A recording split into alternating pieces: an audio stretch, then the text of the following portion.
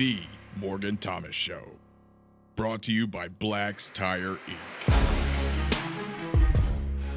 Welcome to The Morgan Thomas Show. I'm your host and producer, Morgan Thomas. We are live wherever you may be watching. Welcome to the show. Joining me tonight, as always, well, not always, but joining me tonight for episode 51 is my good friend, Big Al, Alan Adams. Welcome to the show, Al. Man, almost always. Okay. I mean, come on. You made me take off last time. But seriously, though, man, what a weekend. I mean, there's a lot to talk about after that game. That was a good one to watch. I was able to watch it with the in-laws over in Columbia. So, hey, whatever works for the victory, I'll take it. It doesn't matter to me. So I'm assuming that you're talking about the Rise of Skywalker, the last installment of the Star Wars trilogy. Which, by the way, Al, I did go see, and I thought it was okay. You know, a lot of people said a lot going on with it, and I would agree. Al, did you get to see, my favorite franchise, Star Wars, this weekend? Well, I wasn't with you, so no, I did not get to see it. So you mean to tell me have not taken me yet? You mean to tell me you wouldn't go without me? That's incredibly true. Ooh, ouch. You know, all those years I watched Seinfeld with you, and you wouldn't go and watch Star Wars. I'm very disappointed. But again, welcome to the show. We're not talking about Star Wars tonight, even though I wouldn't mind it. That and WWE, Monday Night Raw, I wouldn't mind talking about either one of those. But Alan tries to keep me on track. And, last week Alan was off. I did give him the week off. It was our 1-year anniversary. We had a great time, had a ton of guests. Mark Childress actually called you out, Alan, and said, you never are on the show when he's on the show. And I corrected him. I said, that's my fault. That's exactly right. It is not your fault that you and him are never on the same show. He actually doesn't even know if you really exist. I don't. You may just be a computer-generated green screen like everything else that I have on this show. But you're good with that stuff. I can do a little graphics. But we're talking about the Fiesta Bowl, the post-game Fiesta Bowl. I'm going to talk a little bit about the national championship game because it is coming up, but it is actually 2 weeks away. I don't want it to be 2 weeks away, but it is. So we still have another show in between now and the national championship game. But again, last week, great show. Thank you so much for the support. We had so many great special guests on the show. If you didn't know, this is kind of a new thing that started this week, but I signed a contract to do some articles for Clemson's Sports Illustrated site.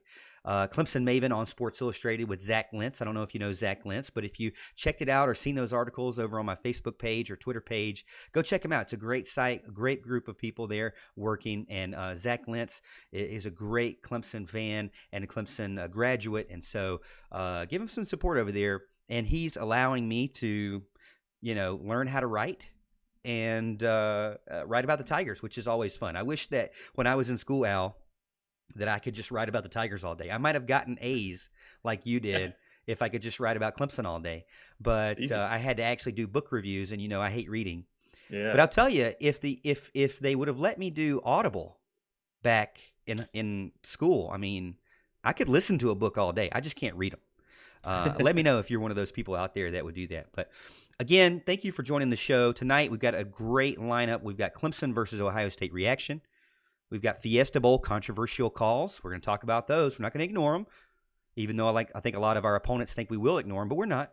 We're going to talk about the play of the game, what Alan and I think is the play of the game of the Fiesta Bowl, and let us know in the comments what you think. And we're going to give you our first small look of the Clemson versus LSU, Tigers versus Tigers, Death Valley versus Death Valley national championship game in Nolens. That's coming up in 2 weeks again.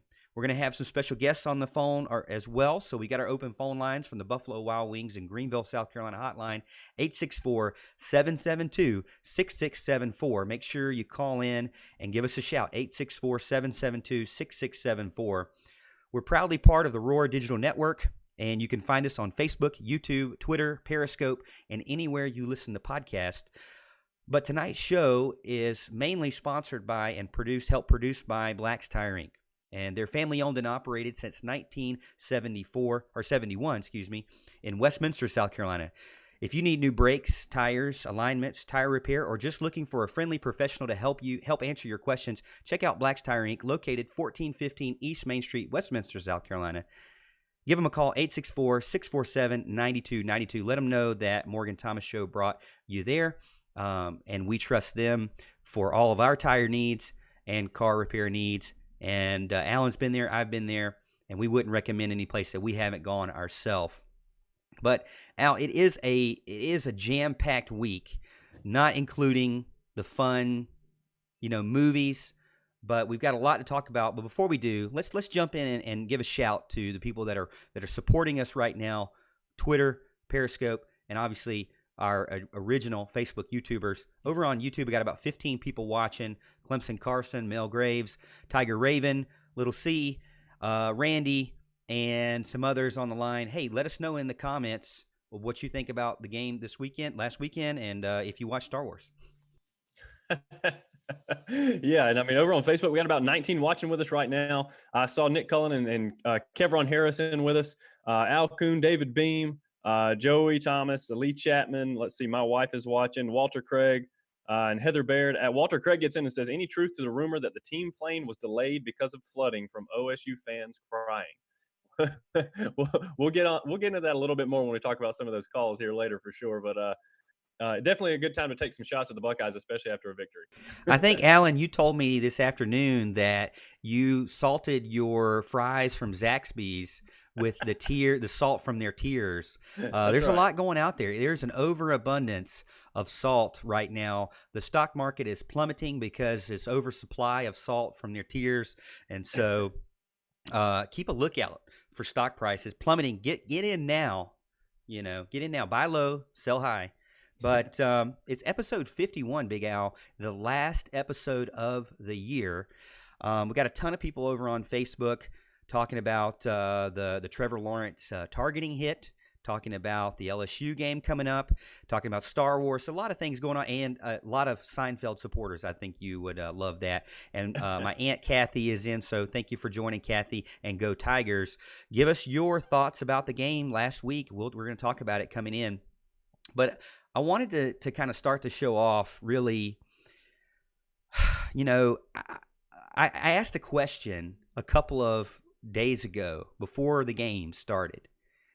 And I said, Al, on Twitter, I said, would you rather, if you had to spend a holiday with an opposing fan base and talk about football, basketball, and politics, don't leave out politics, would you rather spend it with Ohio State fans or South Carolina fans? And I'm going to pass it to you. I'll tell you that most people said they would just boycott the holidays altogether. Yeah. Well, I got to tell you, so you said talk football, basketball, and politics. Was those the three things? Those are the three things, and you either had to spend it with Ohio State fans around the turkey or South Carolina fans. Oh, man. Well, I actually spent it with South Carolina fans here. So I think that's a pretty easy thing because they don't have a lot to say right now, especially in regards to football. Heck, usually, we're all from the same area. So we generally, think the same on politics for the most part. We have some common ground there, at least usually. But as far as football, South Carolina fans a little quieter than they were, those 6 years ago, whatever, when they were on their little 5-game win streak that we shouldn't even really mention on the show. But yeah, I'd definitely rather spend it with South Carolina fans. Hey, I know some good ones. I spent it with a lot of good ones this weekend. So shout out to all those guys for having me at their house. There are a few, and there are a few good Ohio State fans, but you're not going to find them on Twitter. I'll just tell you that right now. I've always been an opponent of Twitter. Never really used it until I got this show started, and I've been killing it on Twitter. And ever since then, it's been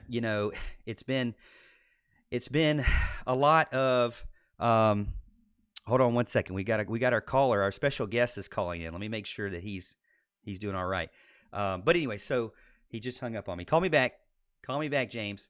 But so we've got on Twitter are some of the worst. I mean, not only that, I don't understand if you're a Gamecock fan, why are you talking about a team that in a game that your team's not even involved in? I can't tell you, Al, the time that I have never watched a replay of a South Carolina game that did not involve Clemson. Never.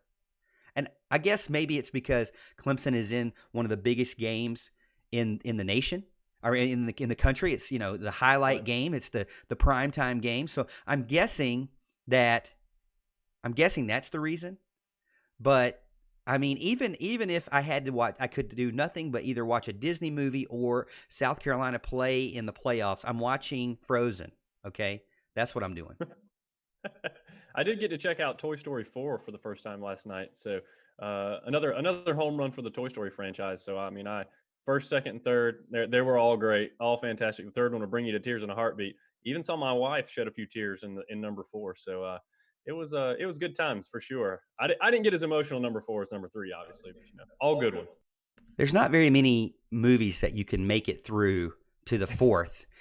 Star Wars, Right. I mean, they did 9 of them, but not all of them were really even worthy of watching again. I mean, I say that, but I've watched them a million times, but they weren't really like, man, I've got to watch that again. So other than just trying to watch them, just to kind of reminisce on the good times, that's about it. Right. But I never watch a replay of a South Carolina game, but it seems like South Carolina fans love to just pick on what happened in that game against Ohio State. Not only that, the Ohio State fans are still very salty, as we said.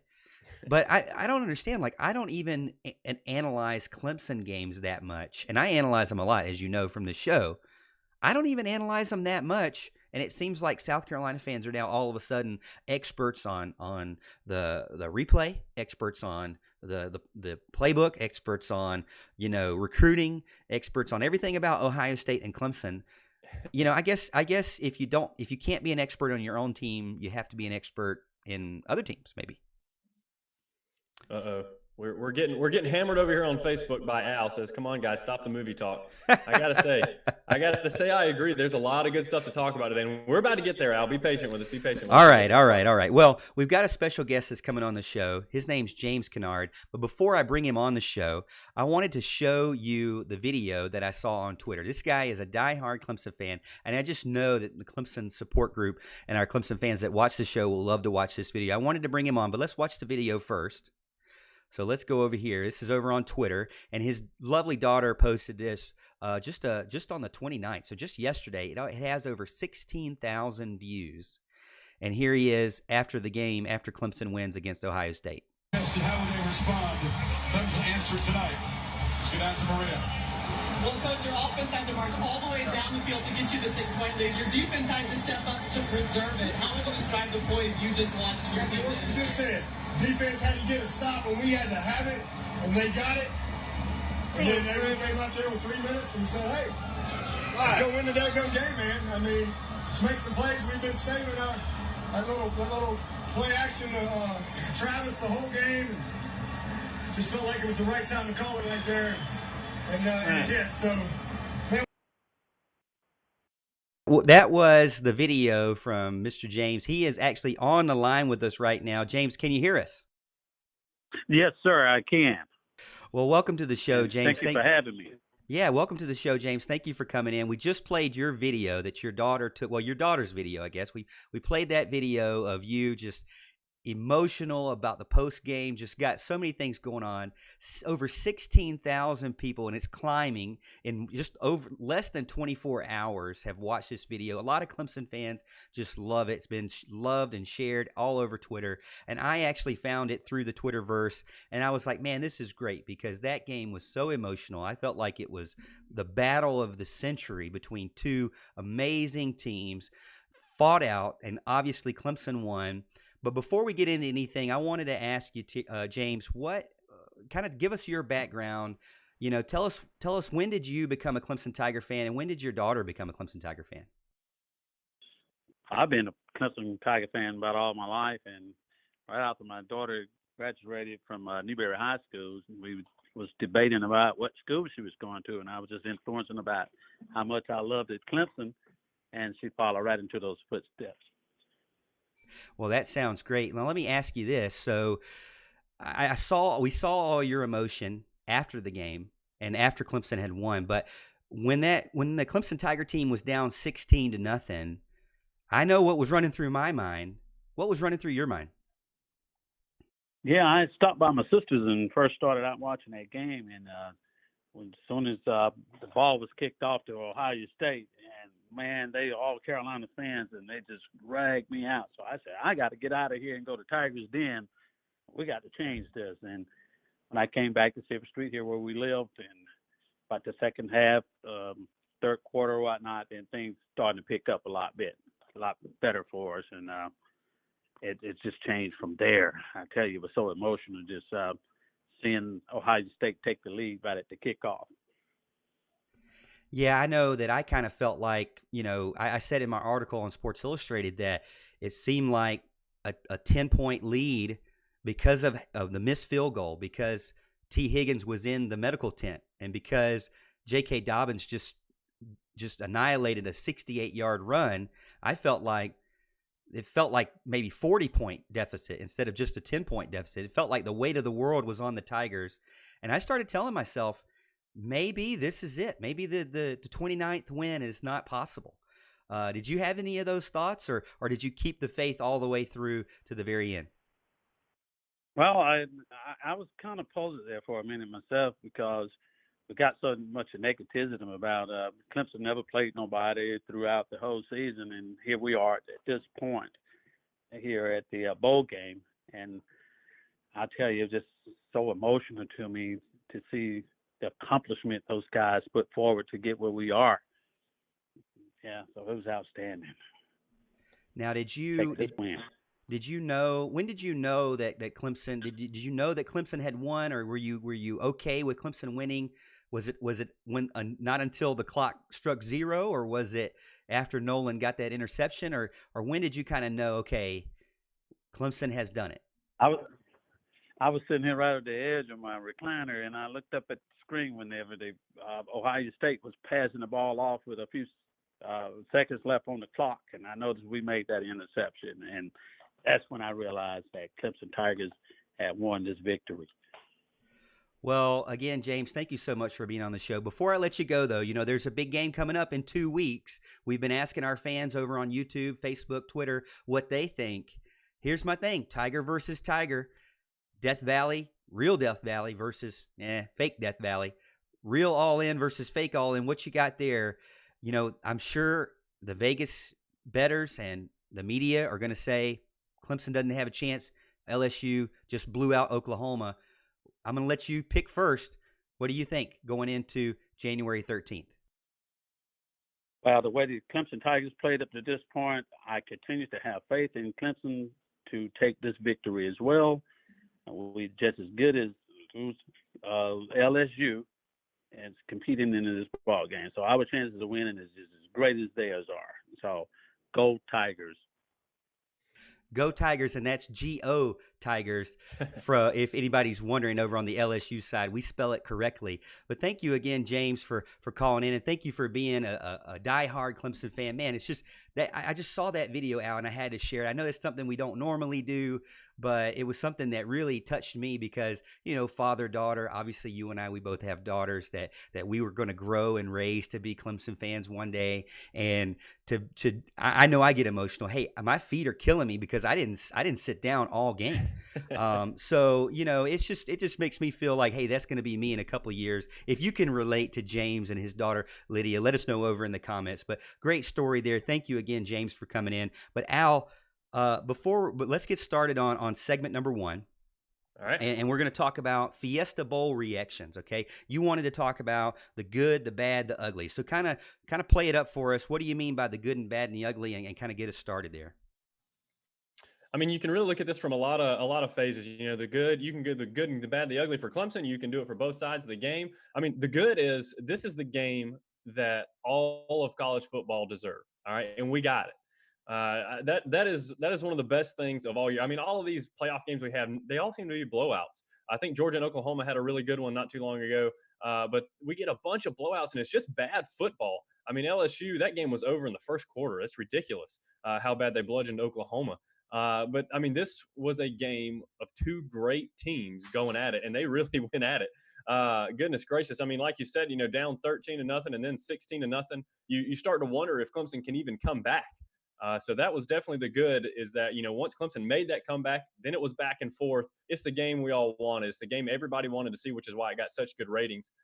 So that was obviously a cool thing to see. The bad. Look, a lot of people had things go wrong for him. T. Higgins was out of the game. You don't ever want to see players go out of the game for injuries for any length of time. Then you had, Sean Wade go out after the targeting call. We're going to talk about that a little bit later too. You don't want to see those players and those kind of things, decide the outcome of a game. So I would say that's kind of the bad we're looking at, especially when one team, thinks they got hosed by officials the whole time.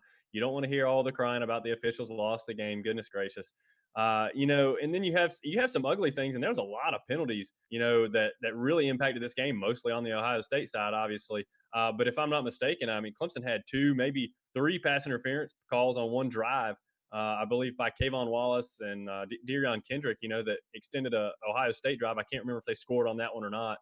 But there was just a lot of ugly plays like that, and it was just a fun game to watch, really. Even though they had some ugly moments, with the targeting hit and that kind of thing. A lot of people saw Chase Young looked like he, kind of headlocked and he wrestled into the ground. There's a video going around on YouTube and Facebook right now of a defender rolling over and kind of hitting Trevor in the knee with his elbow. It looks intentional, at least by the video. So a lot of people are angry about that. So those are some of the ugly things, but man, there's a million angles you can come at with this game. It was a great game to watch, and overall a great product for college football. Yeah, I can kind of repeat a lot of the things you said. Really, for me, the good, when you talk about good, bad, and ugly, the good is always that there's a Tiger win. And at the end of the day, no matter what happened, no matter getting down 16-0, no matter the penalties, no matter the player getting injured, no matter some of the dirty plays that we saw, no matter some of the penalties, holding and things like that, the Tigers win the game. And really, Trevor Lawrence, a lot of Audrey looked at me and she said, "Why didn't Travis Etienne get the MVP?" But if you really think about it, I mean, Trevor Lawrence, he turned into a running quarterback. He was the running back for the team.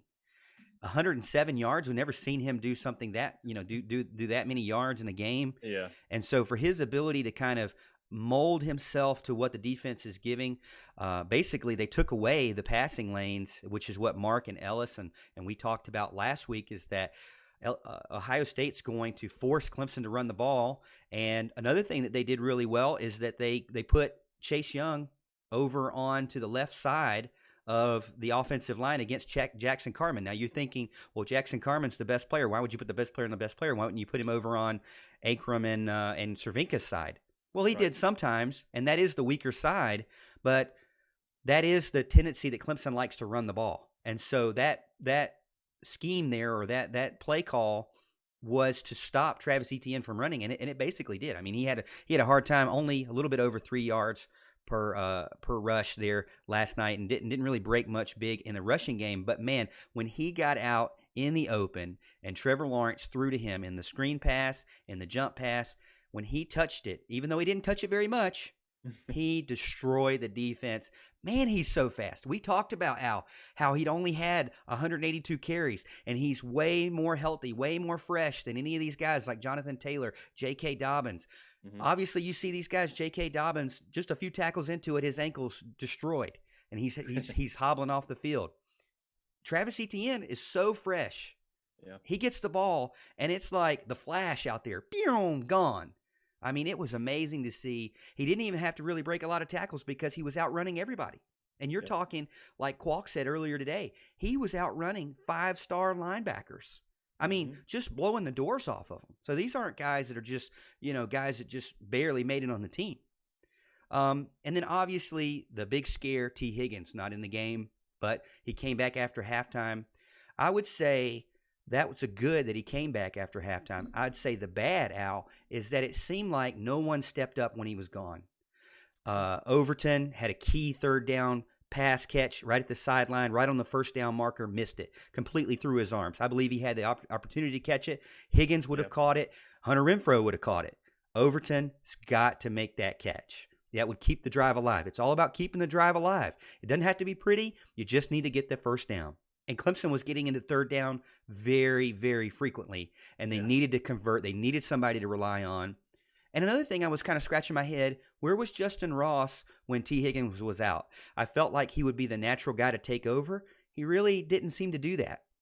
And it might be because you lose having 2 weapons down to 1, so then Ohio State could focus on Ross only.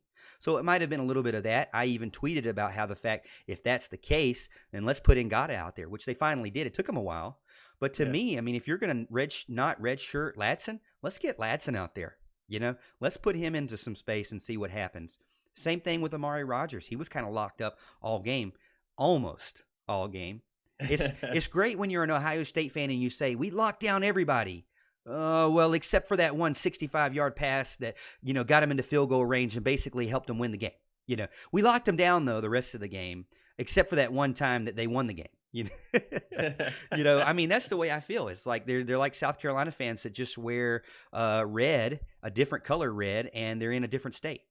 But then Nolan Turner, Dabo Swinney came out and said, hey, he was kind of holding his head down. He was kind of beat up because he had over pursued on a couple of plays. He had been the lone guy on that 4th down touchdown, and he got space, which is a very difficult play. You got to choose inside or outside. He chose outside. The guy went inside. I mean, I don't really know as a defensive back what you can really do, especially a safety. It's not used to covering that close like that. Right. It was a difficult play for Nolan to do. But Dabo Swinney said, hey, pick your head up. You're going to get the interception to close this game out. And he did. I mean, we know Dabo has a direct line, a 1-800 number straight to God, and he can get those kind of favors there. I'm just joking in that sense. But I will say that it was definitely a called play for sure. For me, the defensive line didn't, as far as bad, I would say I'm concerned in the sense that they didn't get any hurries. They got more sacks than Ohio State. They got more tackles for loss than Ohio State. They didn't get any QB hurries. And even though Ohio State didn't sack Trevor Lawrence that much, I think it was only 3 times, they did hurry him a lot. So he had to make very quick plays. And it wasn't until Brent Venables kind of started throwing linebackers at him, multiple linebackers, or Kayvon Wallace at him, or even DK at him, or even A.J. Terrell at him, that they started hurrying the quarterback. And so I'm a little bit concerned with that. And then as far as the ugly, hey, even a Clemson fan, a diehard Clemson fan, doesn't want to see a key player get kicked out because of targeting, even though I believe, and we'll talk about it in the next segment, that it was an appropriate call in targeting.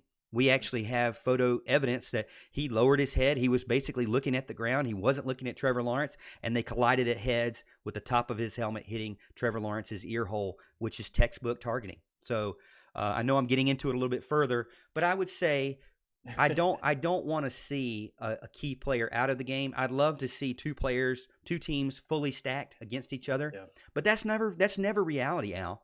It's never reality. It's only reality when you play on Madden. And maybe that's the problem. We got too many people who want to play on Madden like it is an online one-on-one, where you have you can turn off penalties and you can turn off injuries and you can turn off fatigue, and they just go at it. Well, that's not realistic. So if you're sitting here saying, well, Clemson won because X, Y, Z, injuries, penalties, targeting big best player out of the game, those are all things that even Clemson can't control. So we need to move on from that. That's victim mentality. That's excuse making, and I'm not going to accept it on this show. I'm not going to say it for Clemson, and I don't want to see an 8-time national champion say it as well. I think that's ridiculous. You're acting like your USC junior over here, like your best bowl win or your best bowl memory was a sack against Michigan, a sack fumble against Michigan, in the Outback Bowl. You're acting like your trophy cabinet is only with an ACC championship from like 1963. All right, you're Ohio State. You're an Ohio State fan. You have the biggest fan base. You have the biggest college campus and college student body. And you're over here acting like you've gotten beat by your rival 6 years in a row. So, I mean, I was not expecting a double dose of Gamecock-isms from Ohio State. But I'm having to deal with it, and I'm working through it. And maybe I should just ignore it. Maybe that's the best thing for my blood pressure. But I just can't handle it. But anyways, that is kind of our thoughts of the good, the bad, the ugly. Al, thanks for bringing that up. Hey, James, again, thanks for being on the show for segment number 1. We're going to take a quick break. We're going to come back. We're going to talk about controversial calls. We're going to talk about the play of the game, and we have another caller coming in that we're going to reach. So if you're on the line right now, hang tight. We'll be right back after the break. We'll see you right after this.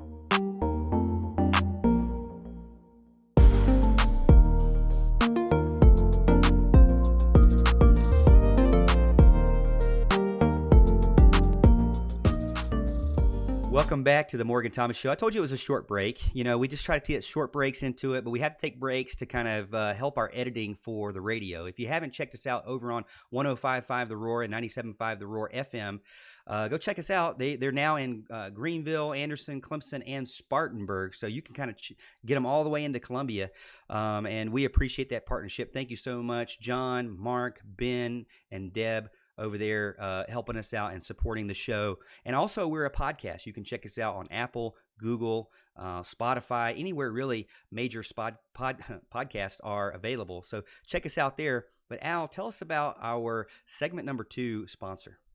Yeah, I'd be happy to, man. The segment number 2 sponsor is Tiger Sports Shop. They are the shop in Clemson. Okay, ladies and gentlemen, if you need Tiger gear, that is where you need to be getting it. All right, give Tiger Sports Shop a chance. Talk to Sean or Julie.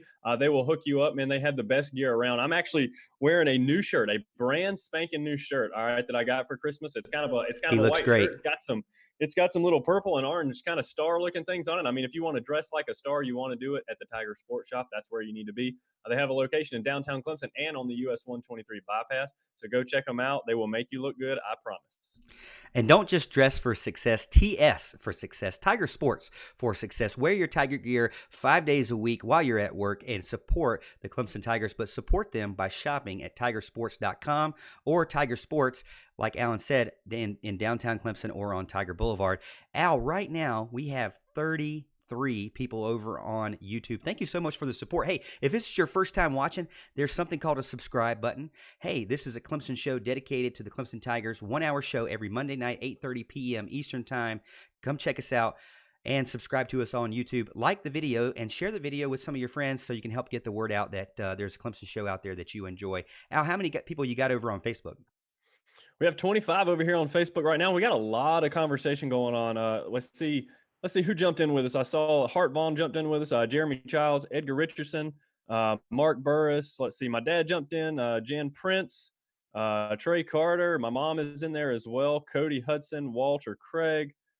Man, we're killing it over here for sure. Grant Reeves just jumped in with us, an old friend of ours for sure. So we got a lot of people over here. By the way, I see we have 24 people watching on Facebook. I want all of y'all simultaneously to hit the share button. Hit the share button on the show. Yeah, baby. Get it out to your friends, okay? I need to see that it's been shared by every single one of you. We want more people and more eyes on us so we can, interact with you guys more, engage with you more, and get your thoughts, get your rants, and get you guys discussing all things that's Clemson. And what better time to talk about the Clemson Tigers when they're headed to the national championship game? Amen. And that's what we're going to be talking about is a little bit more of the Fiesta Bowl. And then segment number 3 is kind of our quick look, our sneak peek into the national championship game, because we still got one more show before the national championship game. But I got a caller on the line, Houston Burnett. Welcome to the show. Hey, can you hear me? Yeah, I can hear you. All right, perfect. Well, hey, you know what? I figured I'd mention, at this time of year, Gamecock fans are SEC rules officials. They're SEC replay official experts. They're, obviously around this time of year, they're going to beat the drum that they're moral experts. And of course, you might see us be, they're experts at knowing, cultish fan bases or anything. They throw that around a lot too. But hey, they got to beat the drum somehow for something when you lose to Stetson at home by 6 in basketball this morning. Rough day for the Gamecocks. But, yeah. So, hey, I don't want to take up too much of your time. Y'all are doing great. But I did want to offer some reflection on the Fiesta Bowl and maybe a little look ahead. Don't want to steal your thunder too much on the LSU game. But first point I want to bring up for the Fiesta Bowl, you talked about Nolan Turner. I think it's kind of wild that 2 of his interceptions that he's had out of his 3 in his career have been in the playoffs. And especially this one, it kind of reminds me, he's like a Hunter Renfrow of the defense. He's very endearing to the fan base. He seems to come up with clutch plays when you need him. He's very good in coverage. And then he comes up with arguably one of the biggest stops in football history with us.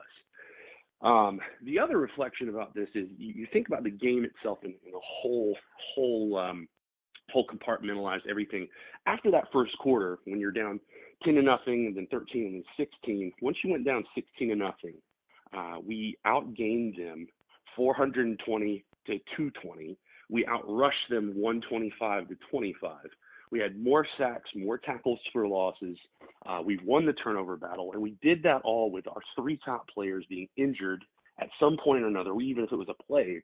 But you also had them going against arguably the greatest defensive front that they're going to face all season, as well as probably the best secondary that they're going to face.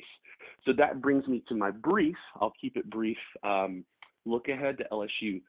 Someone on ESPN said that when LSU and Oklahoma played, that this was the best team Oklahoma played, but not the best team that LSU played, and that showed.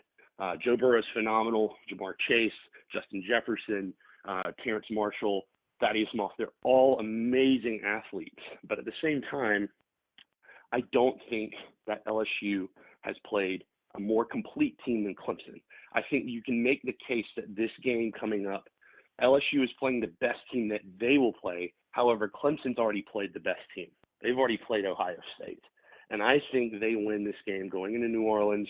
It's going to be a hostile environment, but this is where Dabo and Brent Venables want to be. I think they pull away at the end, 34-24. Tigers win it. The real Tigers win it, bringing it to the real Death Valley, and they pull a stunner in New Orleans on January 13th.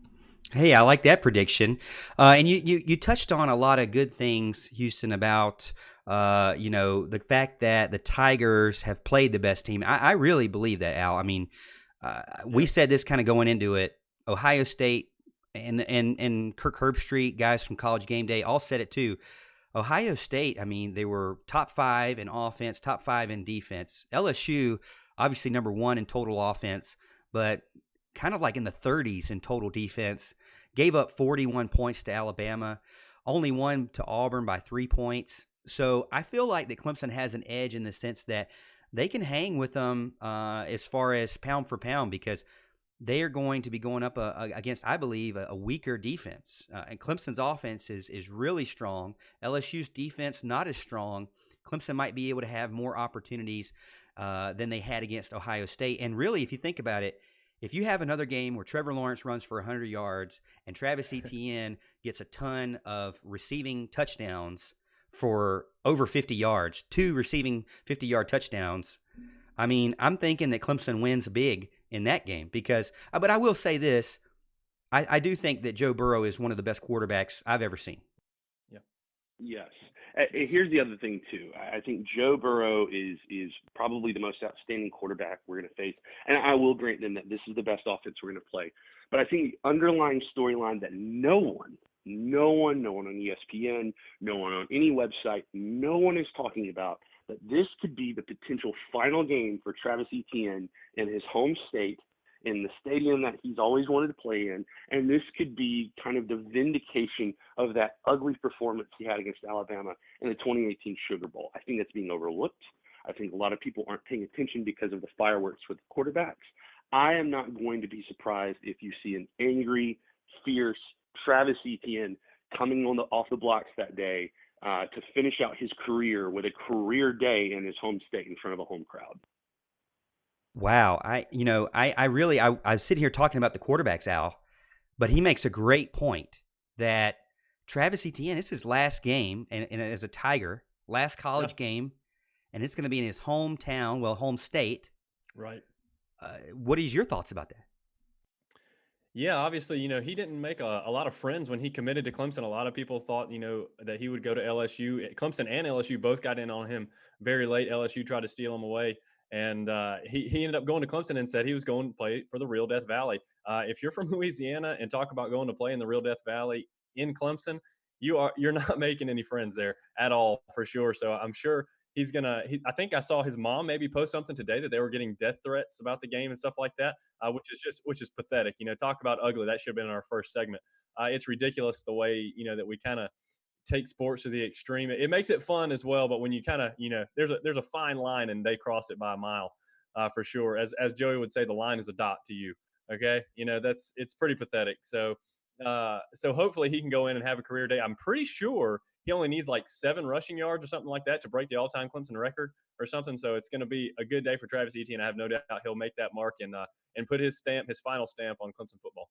And he should have broke it a long time ago. He could have been in the game a little bit longer in the season. But anyway, so let's get over to segment number 2, Big Al. And thank you again, Houston, for that call. We really appreciate it. Great insight, man. I mean, did his homework before he called in, so I appreciate that. And like I said, if you want to get in, we have a call-in number. It's 864-772-6674. We want to hear from you, too, and talk about the Clemson Tigers as well. If you don't want to call in, hey, let us know over in the comments what you think about the game, the Fiesta Bowl win from the Clemson Tigers versus the Ohio State Buckeyes. But the second segment, Al, is named After Further Review, and basically we're talking about controversial calls. This is the big thing that's going over Twitter, specifically from the opposing team, but I'll start it off with the first one, and that's the one we kind of touched on earlier in the show, but a targeting call from Shaun Wade against Trevor Lawrence, and it looked like that he, at first in real time, it kind of seemed like it might have been an okay tackle,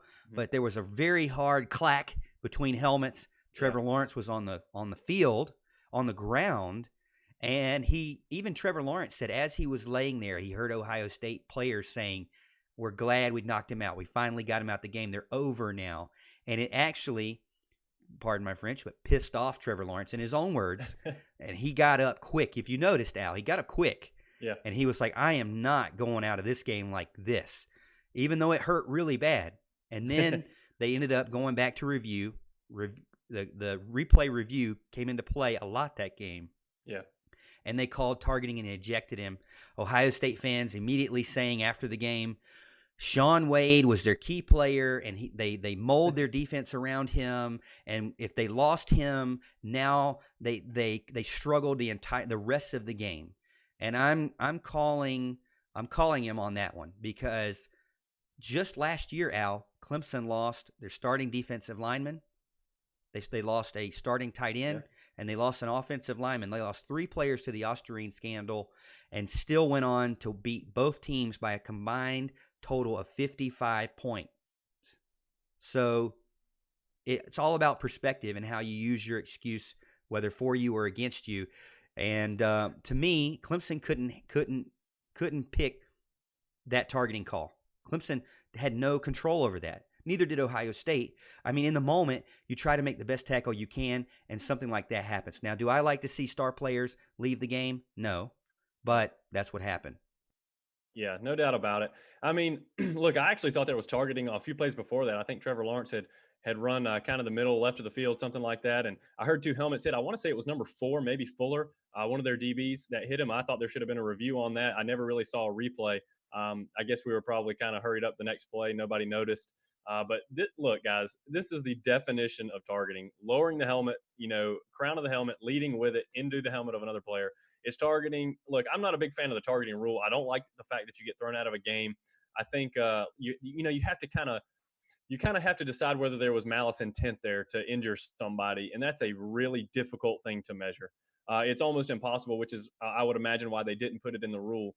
But I just think it should be a 15-yard penalty, and you kind of move on. Maybe if you get 2 or 3 in a game, you can kind of get ejected. but I hate the fact that the game, can change just like that. I mean, we've had it happen to us before too as well. So I mean, I'm not gonna cry over it, especially since Clemson got the W. But that was a targeting call by rule. Even if I disagree with the rule, by rule, it's targeting. He's ejected. It's the right call. And if you go check out some of the pictures on Twitter, Zach Lentz has one. I mean, he's looking at the ground. He's basically looking at his kneecaps, head down, hitting him top of his head at Trevor Lawrence's ear hole. So I don't really see how you can say that wasn't targeting. That really wasn't the one that was the most controversial. Right. This one, maybe not the most controversial. I'm going to hold the one that I think is the most, Al. This next one was roughing the punter. Mm-hmm. As you know, Clemson got into fourth down, and they decided to punt the ball. Kind of seemed like they were thinking about going for it, but they were in their own territories, and they were already down. And so they decided, hey, let's not panic. Let's keep perspective. Let's go ahead and punt the ball. Well, what happened? The guys ran into the punter. Two guys, actually. It looked like one guy hit his leg. The other guy hit his shoulder, chest, neck area. What did you think about that one? It's the exact same thing as the first one. By rule, that's an easy call. There's no controversy here. We're calling them controversial calls because Ohio State fans are upset about it. They're talking about it. They're posting about it on Twitter and how the referees were against them. That is the definition of roughing the punter. They destroyed the punter, plain and simple. Okay, there's no controversy. Look at the rule, read the rule. It's very plain to see. Now, again, we're going to get to the call next. I would imagine that was the most controversial, but the first two, targeting, roughing the punter, 100% correct calls by the refs, no doubt about it.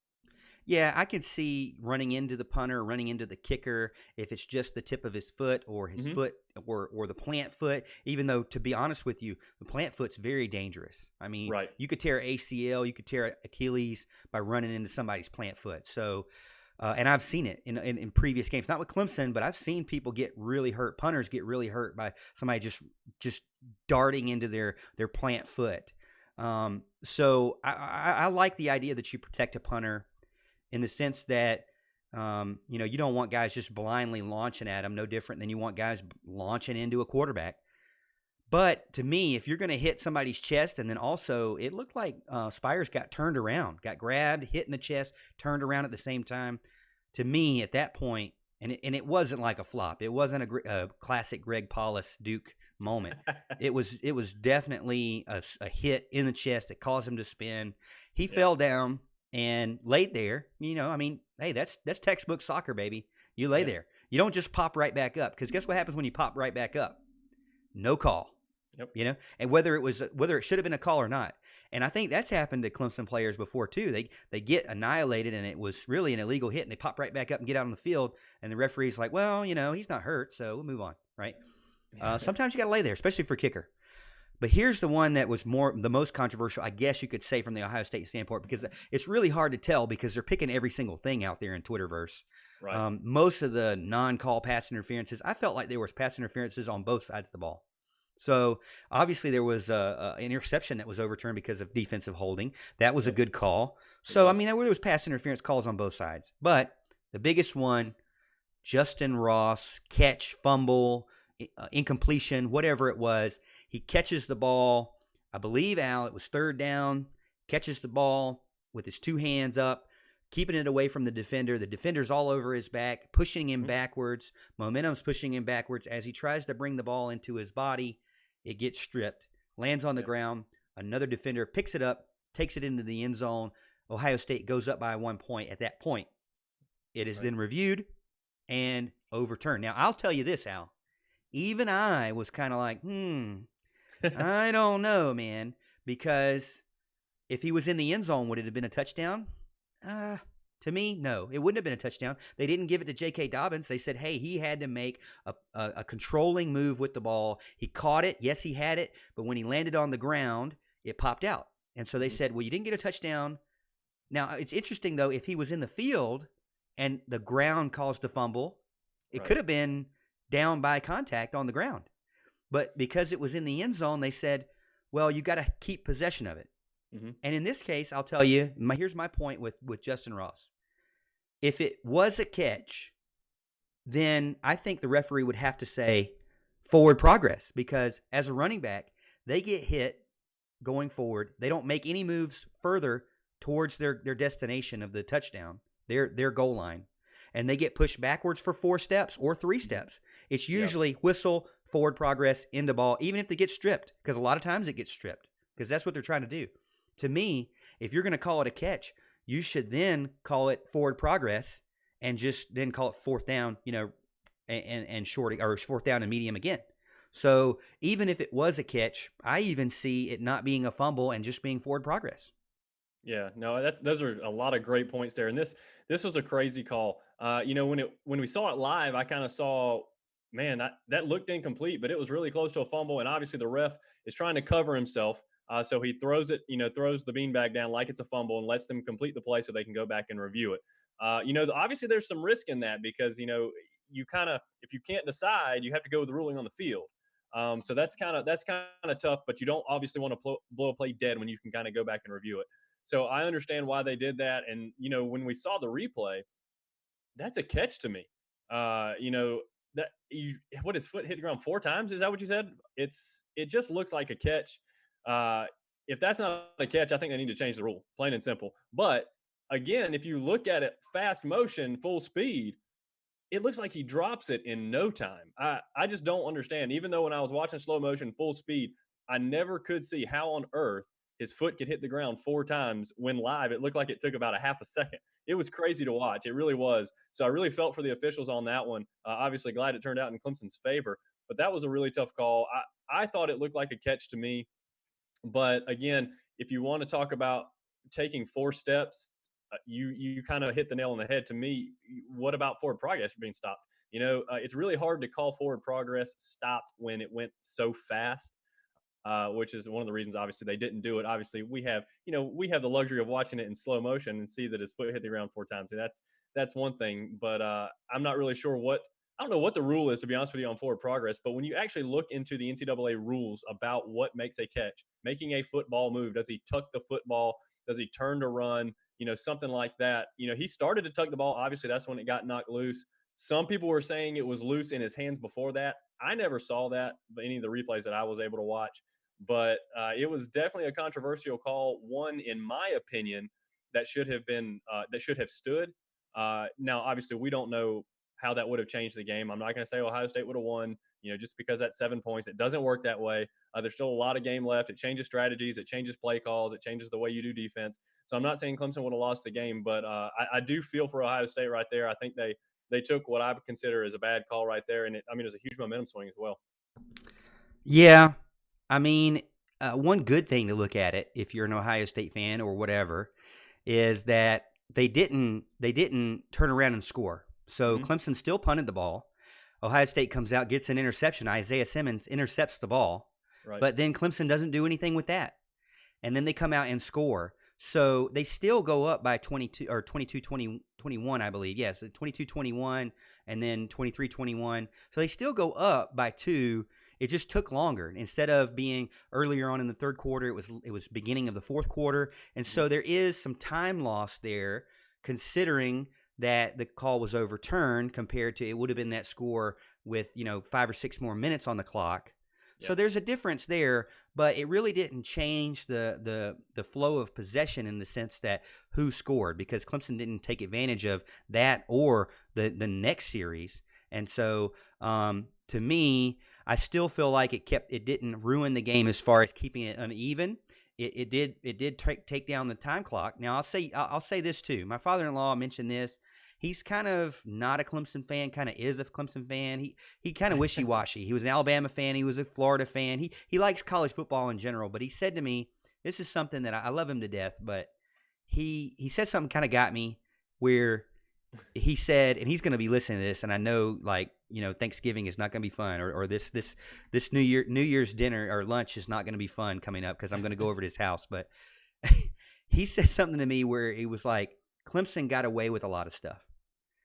And I'm like, Steve, I love you, man, but Ohio State got away with a missed field goal. Clemson missed a field goal. Ohio State got away with Clemson making mistakes, uncharacteristic mistakes on defense. Ohio State was given T. Higgins in a fluke head injury where he didn't hit the guy's helmet and he didn't hit the ground, but he was held out for 2 quarters because being safe for concussion. Now, I want him to be safe for a concussion, but hey, how many more chances do you need? Ohio State was up by 16 points. Ohio State normally scores 48 points a game. Ohio State is the number 1 scoring offense in the nation before that game.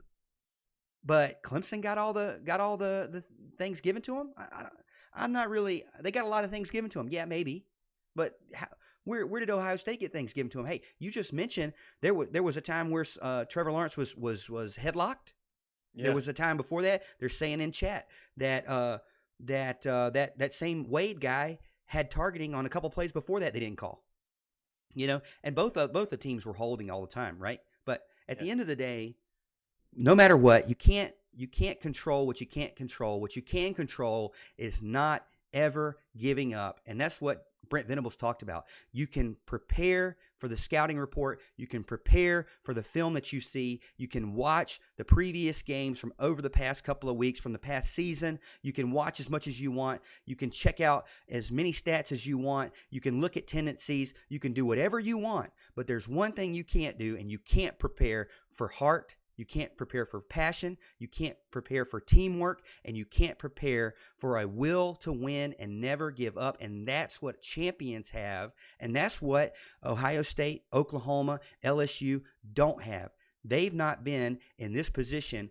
They have been in the national championship game 4 out of the last 5 seasons. When we were growing up, man, did you ever think that was going to happen? I mean, No. It was a dream. It was PlayStation stuff. It was stuff you did on PlayStation, and you thought, man, I wish that Tommy Bowden could do that one day. Well, here we are. We're doing it, and it's not because things were given to us. And I say us, meaning Clemson Tigers. They're doing it, and it's not because things were given to them. It's because of hard work. It's because of never giving up. It's because of playing through adversity. And you know what else it's because of, Al? It's because of losing the big game and making the adjustments afterwards, whether it be change of coach or whether it be a change of game plan. Clemson has done it. Dabo Swinney has done it. That's why they're the best. If you want to replicate Clemson, it's not just about building a building with a slide. Yeah. It's about a lot more than that. And it's not just about 5-star talent. You got to bring the talent in, like Tyler Grisham said. You got to bring the talent in, and you got to coach them to play 110% or keep their filthy hands off the rock. But hey, we're going to take a quick break. We'll be right back after this. Check us out over on Facebook, YouTube, Twitter, Periscope. We'll be checking in with our chat room right after this.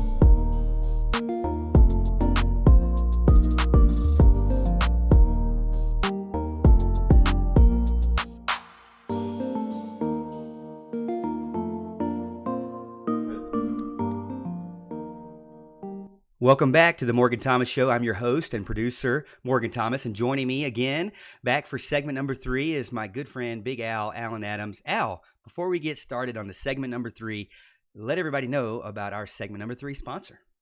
I'll do it for sure. I want to let all the fans out there know what kind of responsibility has been put on my shoulders in this episode alone. I've got to lead two of the advertisements, okay, two of our sponsors, when I'm usually only responsible for segment 3. So I really appreciate you trusting me in that way, Morgan. It means a lot to me. But I want to tell you about our segment 3 sponsor, Heating Cooling Services, Inc.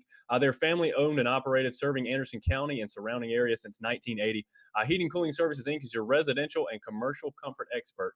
Anything from preventative maintenance of your home HVAC system to overhauling a commercial chiller or anything in between. If you want to breathe easier and be nice and cool in your home or business this summer, give Heating Cooling Services, Inc. a call, 864-224-7655. Again, that number is 864-224-7655. You want to get in touch with Mark or Jason Trammell. Known these people for a long time. They do good work. They save me a ton of money. I hope they can do the same for you. But they are good people, and when you do business with good people, you get good results. All right, ladies and gentlemen, give them a call. Mark or Jason Trammell at Heating Cooling Services, Inc.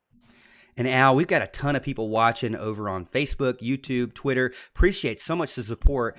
I've got over 40 people right now showing up on YouTube. Thank you so much. Please like and share the video with your friends. If you're a Tiger fan, support a Tiger show. We are Tiger grads, and we want to bring you great Tiger content with no SEC bias. That is our goal. Great ESPN type production, no SEC bias. Al, how many people did you say? We went to break, and you said we had a record amount of people watching, so much so over on Facebook that you had to screenshot it. How many we have over on Facebook right now?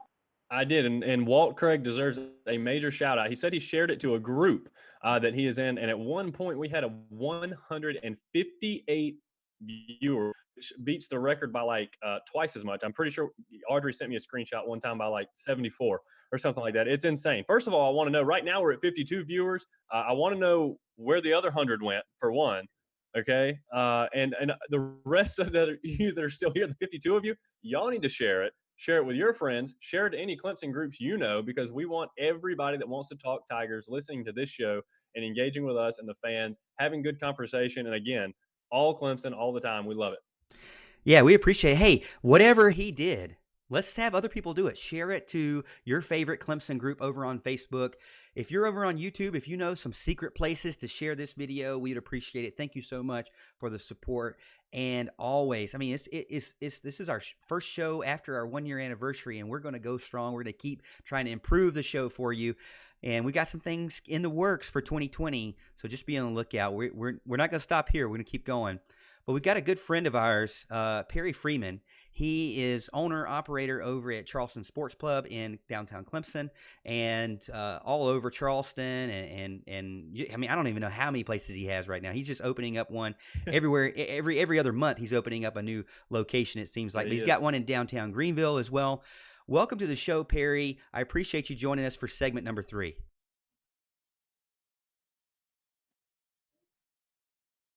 Let me unmute Perry real quick. Welcome to the show, Perry. Can you hear me? Yeah, hey, thanks for having me, guys. I'm glad to be on it. Well, you know, I always have to have one technical hiccup, and there it was. So I muted you when I didn't mean to. But welcome to the show, Perry. A lot of people are wondering, what are we talking about segment number 3? The topic for segment number 3 is our first look at the LSU Tigers versus the Clemson Tigers, Tigers versus Tigers, Death Valley versus Death Valley, ETN's homecoming game, his final game of the year, number 1 Heisman quarterback, draft pick Joe Burrow versus the Sunshine Kid, the returning, defending national champion quarterback Trevor Lawrence, true sophomore, a young man versus leaving, I guess, graduate, whatever Joe Burrow is. But I saw a post that you put up recently on Facebook, Perry, that talked about the odds before the game and then the odds after the Oklahoma LSU game, and you felt like that a lot of people were jumping the gun. Give us a little bit more about what you think is going on with Vegas, because you're the locksmith. You do picks over on your page. Give us a little bit more about what you think's going on there and what your thoughts are. Yeah, you know, the funny thing is I was actually texting buddies and I said, just wait to how crazy this line gets. Because, you know, I knew what would happen is public perception. People jumped all over how good LSU was. Now, LSU's good. I mean, there's no, you know, this team isn't some, you know, laughing stock. They're good. You know, I think they're up there with Clemson. I think they're as good as Clemson. I don't think they're a 6-point favorite. I think that's sort of comical at this stage. But on Friday, if you would have told anybody in America, I'll give you Clemson +6 in the national championship, I don't think people would have been able to sell off their property fast enough to get cash in. I mean, I think you would have had all of America jumping on this, but people tried to compare LSU, Oklahoma. They tried to go apples to apples as if Oklahoma was as good as Ohio State is, which is comical. I personally think Clemson or Ohio State would have had very similar results as LSU did. I think Oklahoma was banged up. You're talking about a team that already doesn't play defense, and they took away their best end rusher was out, their best safety was out, or corner, I can't remember what he was. I mean, they were down, and it's not taken from LSU. These guys are good, and it's going to be a heck of a natty, but you can't go apples to apples on Ohio State and Oklahoma. You just can't. But that's what the public has done, and it's created really good value for people that get interested in maybe betting on a game, because you have on Friday Clemson would have been -1. They both play, they both win, and now Clemson's +6. We're talking a touchdown swing, and why? So it was interesting. I thought it was funny, to be honest. But yeah, I was glad to see it +6. And I've noticed that it seems like most of Vegas betting is not really about being accurate to the game actually being a 6-point game. It's really about how even can they get the bets between the two teams. Would you say that 6 points plus Clemson would make it kind of a 50-50 bet draw? Or do you think that, like you're saying, that there's going to be a ton of people, and you, as you recommend, cashing in on Clemson? Yeah, I think that's what they needed to do to make sure that the bets were 50-50, because don't get me wrong, you watched LSU. If you watched them on Saturday, these guys, they're like world beaters. They looked incredible, and Clemson had a very tough game against a really good team. So I get where the line came from. But, I think they did what they had to do to make sure the money would come in even on that. And, I think it worked. I think I think a lot of people early on jumped on LSU. They still are. And the line was kind of climbing a little bit. And now it's sort of normalized out, because I think the average Joe bettor, his money stopped coming in. And now some more of the smart money's coming in, and they're saying pretty much what I'm saying is like, holy cow, you're going to give me Clemson +6? Yeah, I'm all in. I'll take that for sure. Well, we're getting into the Tigers versus the Tigers. Al, I'm going to start with you. We're going to keep you on, Perry. Try to keep you on as long as we can. I know you're a busy guy over there. But, Al, what are you looking forward to the most as far as matchup-wise? LSU versus the Clemson Tigers. Is there any one player versus one player that you're looking at the most, or maybe one player versus Brent Venables, or one, Tony Elliott or Trevor Lawrence versus one player? What are you looking at? Man, you're killing me here. All right, don't be giving away what I'm about to say. Okay, I'm looking at Joe Burrow versus Brent Venables, plain and simple. All right, these guys have not been able to get to Joe Burrow all year. Obviously, he's the Heisman Trophy winner and the deserved Heisman Trophy winner. He had an incredible year, just lit everybody up that he played pretty much. I think Auburn held him to like 23 points or something, but he still had a pretty good day from what I remember. Venables is obviously, we brag about this guy on the show all the time, talk about what a genius he is, and how he's able to get pressure on everybody. He's able to disguise coverage and do things like that. He's just a magician, and he's been that since he came to Clemson, really. I'm really looking forward to what he does and how he does it. Can we get any pressure this game, with our 3-man front? It hasn't worked really well for us. Maybe we go to 4-man front. Can we get pressure with a 4-man front? Or like we did against Ohio State, is he going to have to blitz? Is he going to have to bring linebackers? I'm going to assume that he's going to have to bring linebackers. In fact, I would imagine he's going to have to bring a couple. He might bring a safety. He might bring a corner. There's a lot of heavy blitzing going on. That's kind of what Venables does. Used to call him Blitz Venables all the time. I'm sure you still do. I love it. It's a term of endearment as far as I'm concerned, because I love the pressure. I love pressure on the quarterback. I don't think, you can just sit back and let him pick you apart in a zone. I don't think that's something you can do against Joe Burrow. He's been too good this year to do that. I think you got to disguise the coverage. You got to come after him, maybe make him make a quick decision or two, throw an uncharacteristic interception, something like that, kind of turn him over, get in his head, confuse him a little bit, something like that. I'm definitely looking forward to that matchup.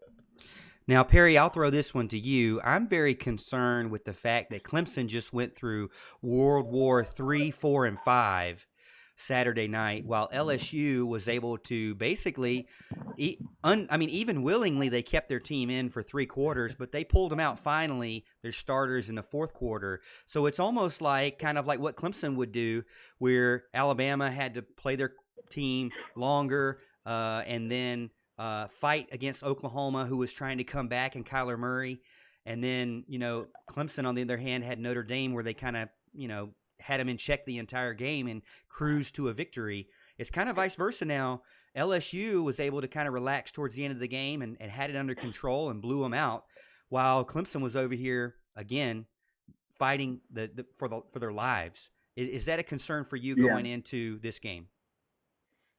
I would say no. And I think to touch on something you just said, I thought was kind of funny last year when Dabo said this, and I don't think it was a dig. He didn't mean it as a dig, but I think as a fan, I kind of caught on to it at the end where he made the comment last year that they had started Bama preparation during Notre Dame week, before they had even beaten Notre Dame. And I thought that was kind of a funny comment he made, not necessarily a dig at Notre Dame, but they felt really good about it. I have a feeling that, I guess what I was going to say is that they did not start any preparation before. They were worried about Ohio State.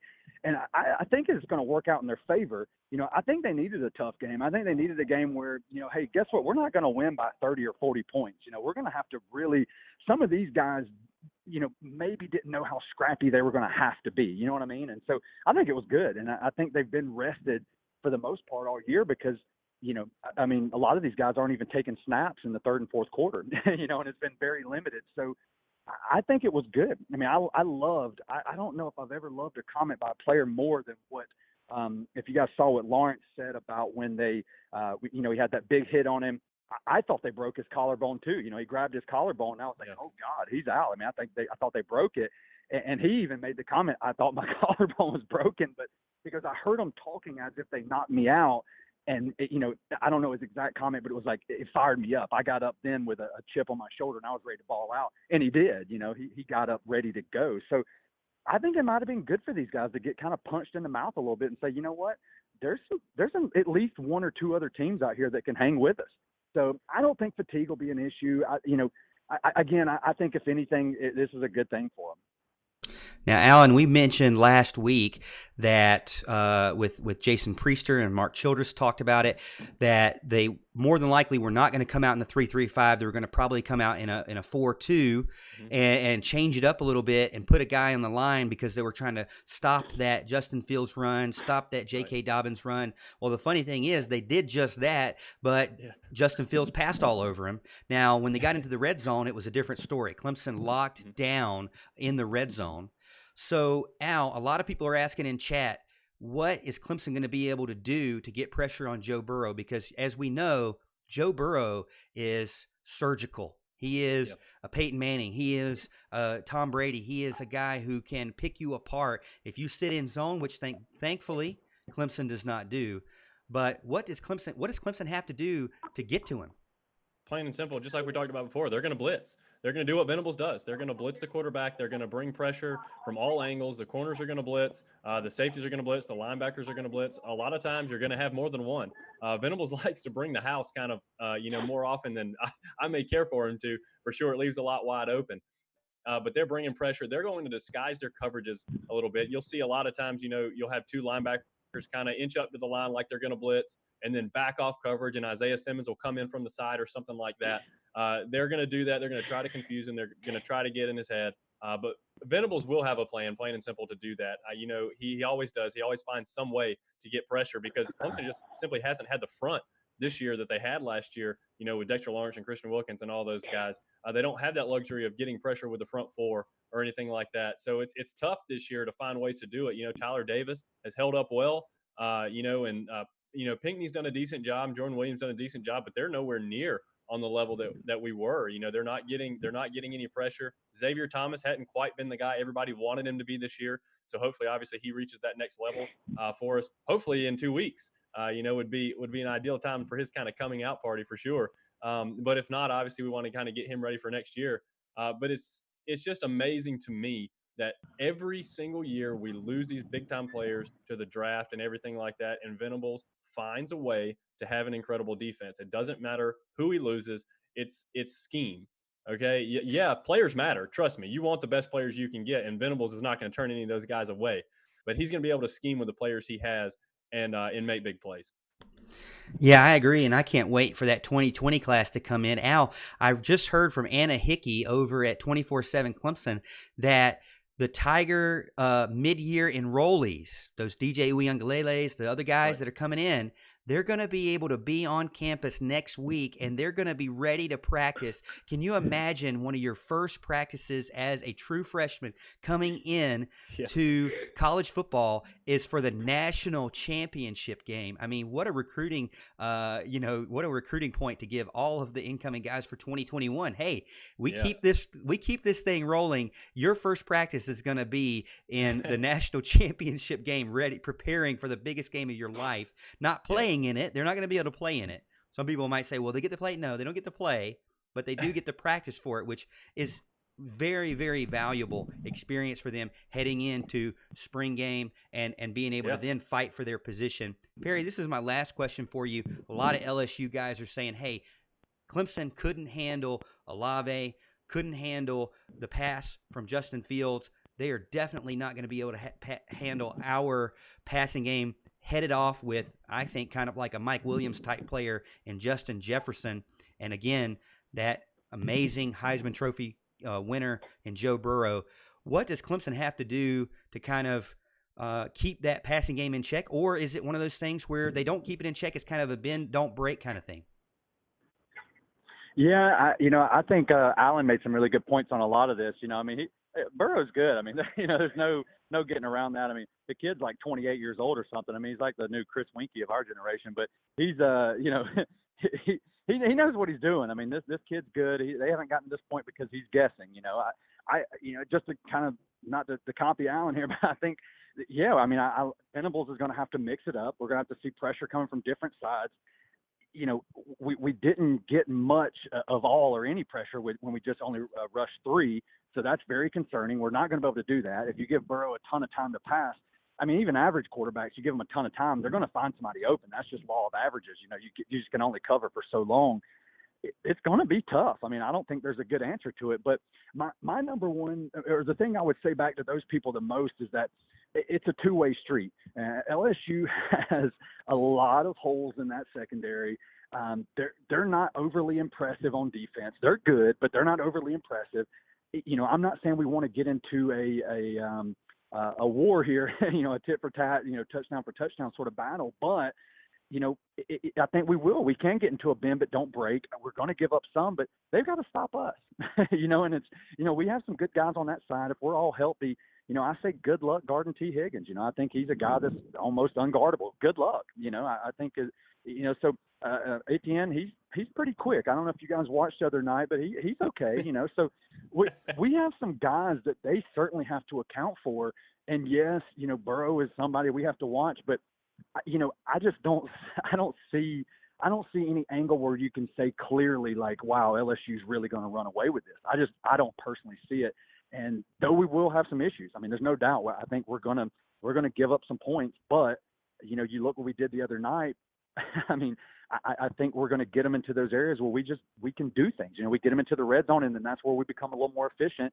And so yeah, I think again it's going to be a good game. I mean, I don't think we're going to walk down there in their backyard and beat them by 30, but I see some advantages that we have, and I think they're going to have to work as hard, if not harder, to stop us as we will them.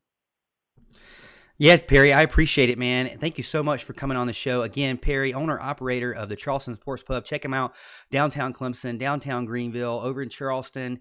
I think they got James Island. I mean, how many locations do you have right now? Oh man, I don't even know. It's just we just popping them up everywhere. These things are like subways, I'm just kidding. We've been very lucky and very, very fortunate and have hardworking guys. We're up to 6 stores now, and we have a 7th store opening in Goose Creek area, Low Country, and hopefully opening in February. And then we're going to look to, if everybody keeps liking us and God keeps shining down on us, we're going to look at doing something else in the upstate, probably the latter part of this year.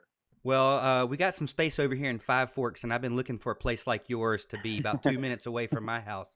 So if you don't mind, I'd like to have I know you deliver, so I'd like to have a place really close to me. I mean, I'm just think about it.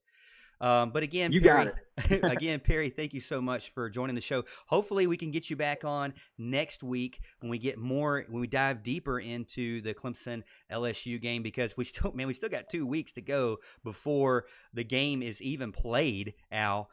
So it's a long way to go, but man, what a great show, Al. I mean, we're towards the end. We're wrapping it up now. We still got over 40 people watching over on YouTube, the most I've ever seen on YouTube in a couple of weeks, maybe even a couple of months. So thank you so much for YouTube. Hey, if you're watching first time on YouTube, let us know your name. Let us know, how long you've been a Clemson fan. Let us know your favorite Clemson player. Hey, why not give us a like and a subscribe over on YouTube? I noticed I got a little notification that we had somebody new as a subscriber, Country Tiger. Thank you for subscribing over on YouTube. If you want a shout out too, make sure you subscribe. We'll check it and we'll give you a shout out. Again, we're an hour-long show. Well, we try to be an hour long, but I talk too much. We're a long show, 2-hour show, 1-hour show, 1:30. I don't know. We're a weekly Clemson show that talks about all things Clemson Tigers. We try to give you a great production without the SEC bias, and so we hope you join us every Monday night, 8:30 p.m. to 9:30 p.m. But Al, what you got over on Facebook before we wrap up tonight? Look, man, right now we have 75 on Facebook. Okay. Look, I can only see a lot of these people come on. If I'm your friend, it's a lot easier to see you if you're on my friends list. So I should have about 70 more friend requests on Facebook. Okay. Add me as a friend so I can see you a little easier on the, when you're coming down in the comments, it'll tell me when you're watching the show. Get in, get active on the comment line. Okay. Heck, get in on the phone line. We like to have callers as well. And by the way, look, I heard Perry talking about, he thought they broke, Trevor Lawrence's collarbone. Okay. Speaking of broken collarbones, we had a very special guest join us. Okay. We had a very special guest join us on Facebook. All right. The birthday boy himself, our good friend Asher Alexander, joined us. I hope he's still watching. We didn't put him to sleep earlier, but we want to wish him a very, very happy birthday and many, many more. We love you very much, brother. And it's good to have you with us as always. So, man, we just appreciate all the love and support we've gotten. We've got a great amount of feedback from tonight. A lot of good people loving the show. So we want to get more and more of that. Share the show, like the show, follow the show, subscribe on YouTube. We want to get all the people we can get and all the opinions we can get. So we appreciate everybody's support. Yeah, you notice we try to get more guests on the show. If you want to be on the show, you can be on the show. Just call in. It's as simple as that, 864-772-6674. But the lines are closed now because we're ending it up at the end of the show. But again, thank you so much for the love and support over this past year.